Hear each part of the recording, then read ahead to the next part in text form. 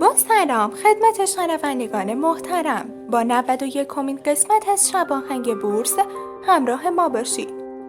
بهبود ارزش معاملات بازار سهام، اعتماد به بازار سهام بازگشته است. با شروع معاملات امروز بازار سهام، شاخص کل روندی نزولی داشت، اما با ادامه معاملات تقاضا در بازار سهام بهبود یافت و شاخص کل بعد از نزول 5000 واحدی 3.1% رشد کرد.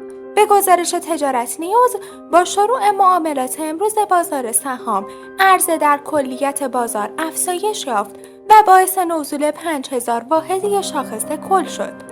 اما در ادامه روند معاملات تقاضا در کلیت بازار و مخصوصاً گروه‌های پالاگشی و خودرویی افزایش یافت و در نهایت بازار سهام با رشد 3.1% به کار خود پایان داد.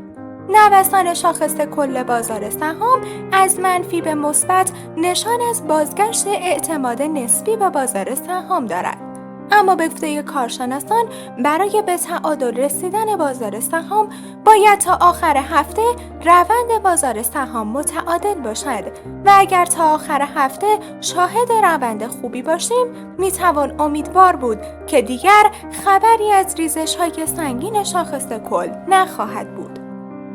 افزایش قیمت‌های جهانی، تثبیت قیمت دلار بالای کانال 25000 تومان و توقف فروش سهام عدالت از دلایل اصلی بازگشت تقاضا به بازار سهام بودند و از طرفی هم قیمت سهم‌ها به محدوده جذابی رسیده و به نظر می‌رسد تقاضا در این محدوده از بازار سهام خوب باشد. در جریان معاملات امروز، گروه‌های خودرویی، فلزات اساسی و پتروشیمی روند خوبی داشتند، هرچند که نماد فولاد و پتروشیمی‌ها در ابتدای معاملات روندی نزولی داشتند، اما با افزایش تقاضا به رنج مثبت بازگشتند و از جمله شاخص‌سازان اصلی بازار سهام امروز بودند.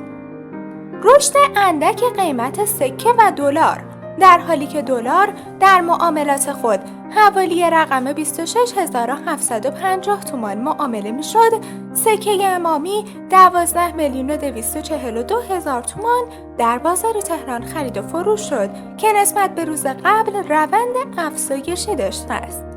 تا شباهنگ دیگر، خدا نگهدار.